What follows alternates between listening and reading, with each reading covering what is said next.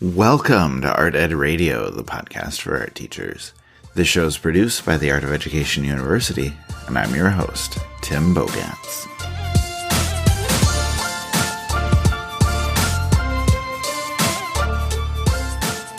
Now, before we get started today, I wanted to put a call out to everyone. We're going to ask you to share your stories. Before I give you details on that, I did want to say thank you for all of your questions about professionalism and what new teachers need to know. A lot of new teachers wrote in with really good questions, pretty entertaining questions, and a lot of experienced teachers wrote in with stories about things they wish they would have known, and they shared their wisdom and their advice. So next week, we will have an episode with Janet Taylor joining me. We'll talk about what new teachers need to know about professionalism. I'm really excited for that episode. And because we got such a good response to that, I wanted to ask everybody to share one more time. As we're going to do a Halloween episode on art teacher horror stories. Now, we want you to share some of the scariest or weirdest or worst things that have happened to you in the art room. Like, take just a second to think about that one and see if that's a story that you want to share. But quick caveat with that, okay, these need to be things that you can laugh about now. Okay, nothing terribly depressing or terribly horrific. Just the most hilariously awful things that can serve as a horror story for an audience of art teachers. So you can share those via email with me, timothybogats@theartofeducation.edu, or DM me at timbogats on Twitter. Maybe the best way, though, is we have a form that you can fill out, and you can share your story via writing or recording an audio clip. And I will link that form in the show notes. And you can also find it on AOEU's social media. So yeah, let me know your horror stories, and we're going to put together, hopefully, a good Halloween episode. Now, as for today's episode, I wanted to do something quick. Well, we all know how I get to talking sometimes, but the original goal is to make this quick. But I wanted to talk briefly about the topic of goals and, what your goals are for this year. And, I want you to just take a second to think about this question. Okay, what should your goals be for this school year? Now, we're coming back into school after a couple very difficult years, and there's a big dichotomy of attitudes as we go back into school. Some people are loving being back in the classroom this year, as it feels like we can get back to a lot of things we know and love about teaching. It's invigorating. It's exciting. Okay? But other people are still really feeling the effects of the last couple of years, and they are continuing to struggle. They're burnt out. They feel like teaching is very difficult, and I understand that. And no matter where you are, whether you're at either end of that spectrum or whether you're somewhere in the middle, those feelings are valid. There's no one right way to feel. And if we think about that in relation to goals, it can be tough. Like, if you're having a difficult time, maybe your goal is just to make it to winter break and spend some time in December and January, recharging, and then come back stronger in the second semester. And that's a fine goal. That might be exactly what you need. And I don't know if the rest of this episode is going to be for you. This is going to be a great listen right now. But, maybe you find something in the next 15 minutes that, intrigues you or piques your interest. Something small that you want to work on, or something that can help you over the next couple of months, enjoy teaching more, or making your life easier, or just helping you get through to that goal of winter break. Okay, but if you're enjoying being back at school and you're finding that joy in teaching again, I think it is worth thinking about how you can continue to get better and spend some time reflecting on the areas that you want to improve. Because it's important, I think, to consistently find ways to grow in your teaching practice.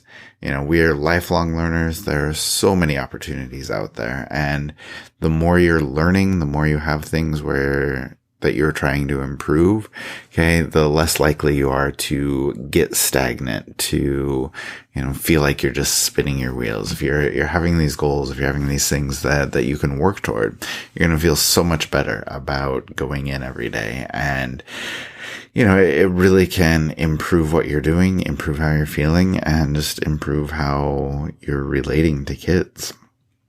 And when you set goals, when you think about goals, it allows you to focus on specific areas where you want to get better.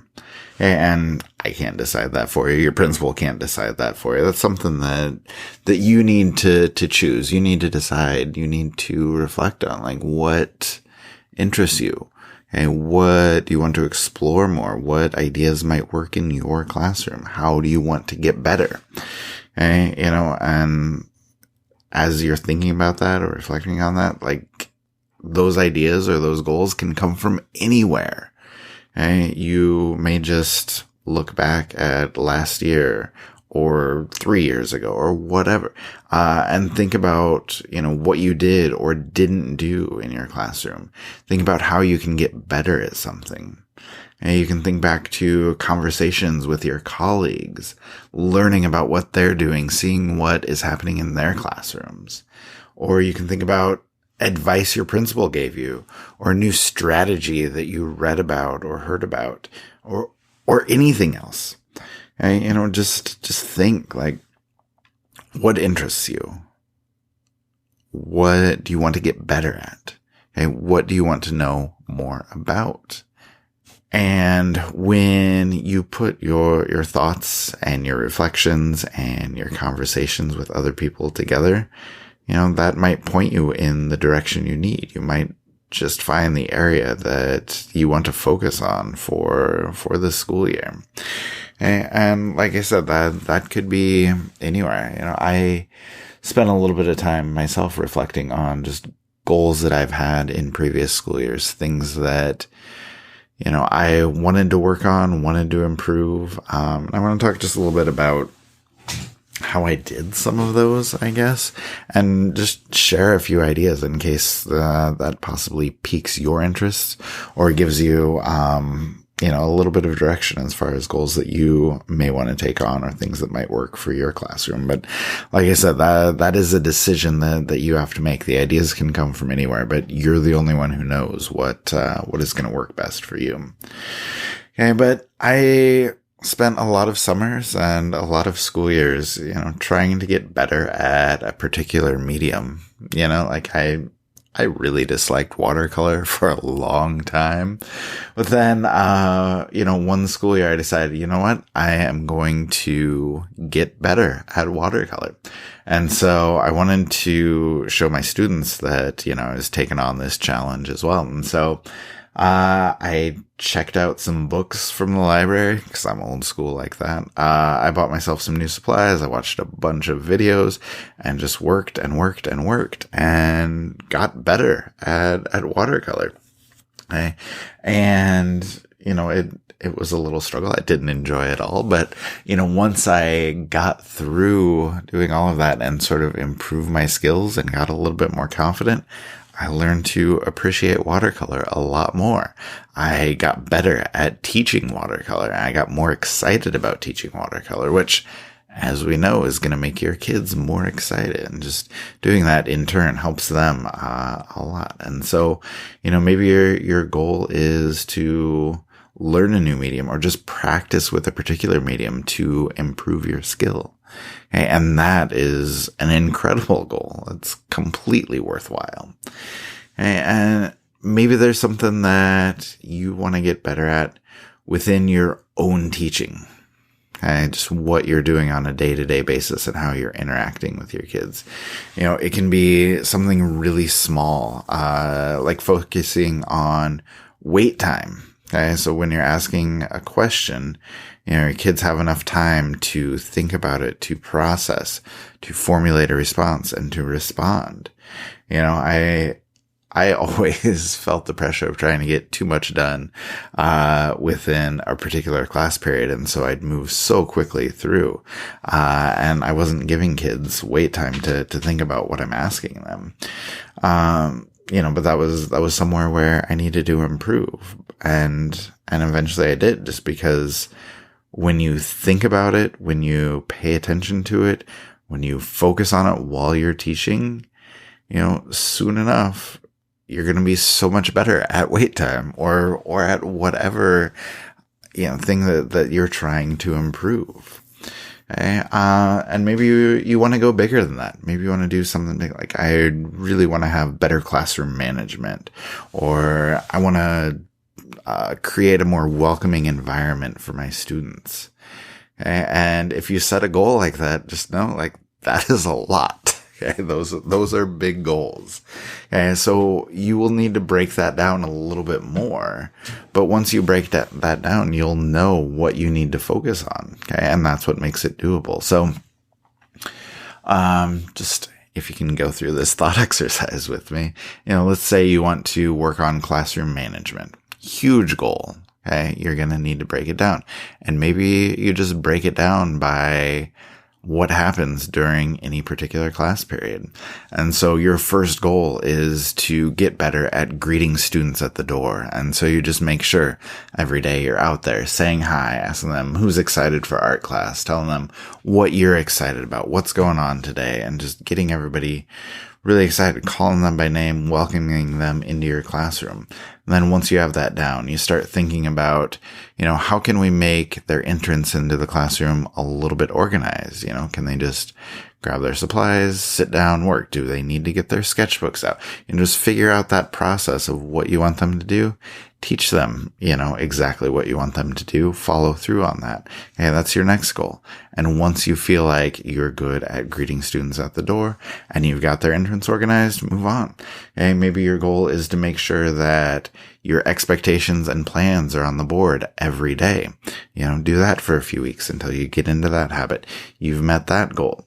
And from there, you move on to, working on your anticipatory set to make sure your lesson starts off well. Make sure kids are hooked at the beginning of what you're teaching, and then you're working on engaging all of your students, and then you're working on, wait time, and then your demos, and then passing out, and just go piece by piece by piece. And at each step along the way, you're going to get better at classroom management. And I think that that's something that's really worthwhile. And I guess I want to talk a little bit more about this later, but I think if you do pick out one of those, huge goals, just, realize that you can't tackle it all at once. This is going to be an ongoing process. But, each step along the way, you're going to get better. And so you're going to be constantly working toward that goal. Like I said, we'll talk a little bit more about that. And I guess the other thing that I wanted to kind of chat about was, pro learning from AOEU, because there's so much there for our teachers. Just, it's incredible PD for our teachers. No matter what your goal is, we have ways to help you, learn about all different aspects of art teaching, learn about all different types of, goals that you want to reach and figure out how to get there. And I guess the reason I wanted to share it just really quickly is I'm super excited about, these new resources that just came out. So, as you may or may not know, there are different learning packs with all different videos, resources, and everything you need to know about all different topics. Okay, but there are some new resources. There's one that's a pack readiness survey that allows teachers to kind of reflect on prior knowledge before they jump into that new learning or jump into that new goal. There's a pack guide that helps keep all of your learning organized, even if you're jumping in and out of a particular pack, all of that can stay organized. And then there's a pack reflection that can help you create a really specific plan to implement your new learning. Okay. You figure out what you're learning and figure out exactly how that's going to go into your classroom. Like, how does this art history idea fit into second period? Or how can I teach this specific technique to drawing and painting 2 or whatever class? And it just allows you to kind of, make that learning your own, figure out how it's going to work in your classroom. And like I said, all of those sort of reflections and plans just fit in with, what I'm always telling you. You hear me say that on the podcast all the time. Reflection is so important, when we talk about our own learning. And I think that helps you sort of meet your goals, as far as whatever it is that you're trying to do. So, let me share a few more ideas. And like I said, maybe some of these will pique your interest. Maybe, your goal is to communicate better with parents. Okay. Maybe you want to get better about communicating via email or making more phone calls home or, starting a newsletter and sharing what's going on in your classroom. Like, any of those things can be worthwhile. Maybe you want to find ways to collaborate with your colleagues, either art colleagues or just building colleagues from different subjects. There's so many things you can do, whether it be classroom management, like we just talked about, seeing what other teachers are doing, with their expectations, with how they grade students, with how they start classes, things like that. There's a lot to learn from your colleagues. Maybe it is subject specific and you find a really exciting project that you can collaborate on. Those are incredibly worthwhile goals.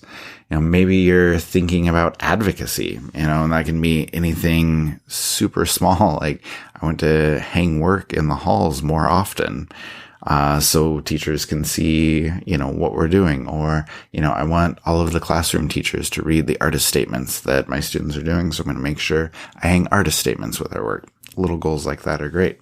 Huge goals are also great. Maybe, it goes all the way up to, putting on an art show that, has a lot of community involvement. Okay, things like that can be incredibly worthwhile. Like I said, it just kind of depends on what your goals are, as a teacher, and just kind of think about what you're ready for and what you may want to accomplish. Maybe it's something to kind of think about your physical space. 1 year, my goal was just to kind of calm down everything that was happening in my classroom. I felt like I had too many artworks. I had too much color. I had too much information. I had too much clutter all over the place. And I felt like it was kind of affecting my students' learning.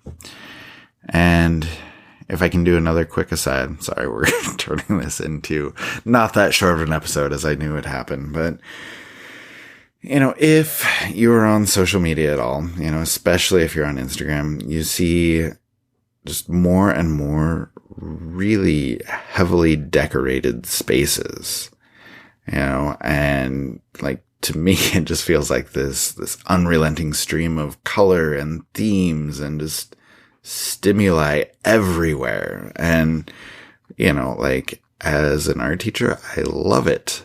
But also, like, I have concerns. I don't know if that's always the best for our students. Like, the art teacher in me appreciates the ambition, appreciates how impressive, a lot of that stuff is.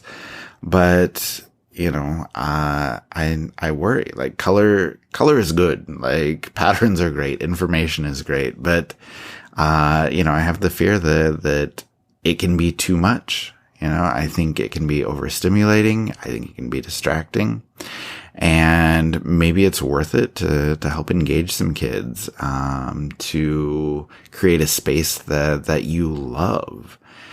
Hey, but for me, when I was feeling like my room was too cluttered, too busy, too much going on, I tried to look more into it. And when I did look, I found a lot of information that told me that a calm classroom, And when I say a calm classroom, thinking calm colors, less stimulation, more organization, more labeling, more order, more adaptability.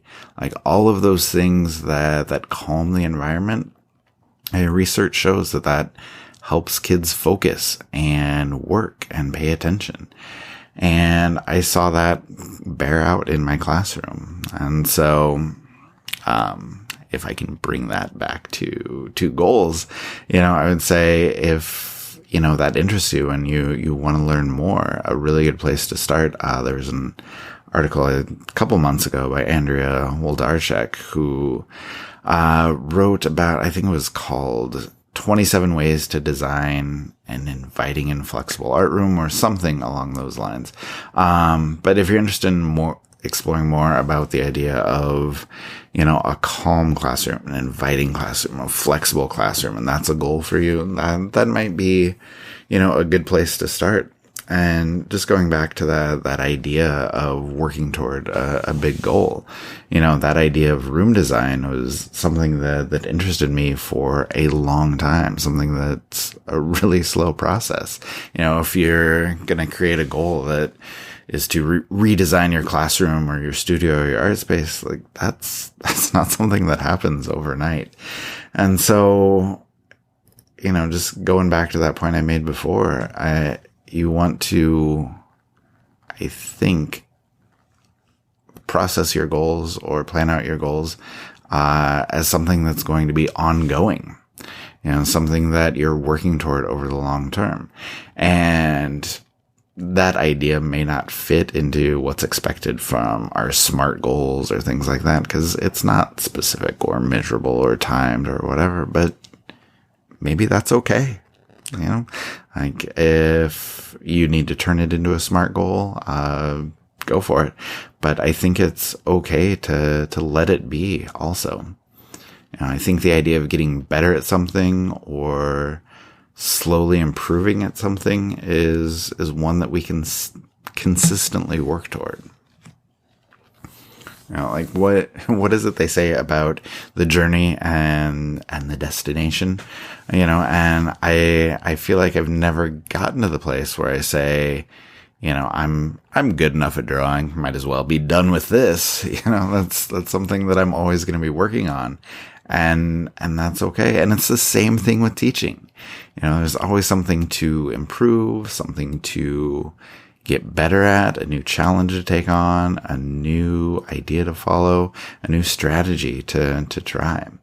So I think to wrap this up, like I said, you will just need to figure out what that goal is, depending on your needs. Maybe it's big, maybe it's small, but you will just need to figure out how you can work toward it during this school year. After some reflection, after some thought, you will find something worthwhile that you want to do. A goal that is worth pursuing for you. And as you work toward that goal, you're going to become a better teacher at every step along the way.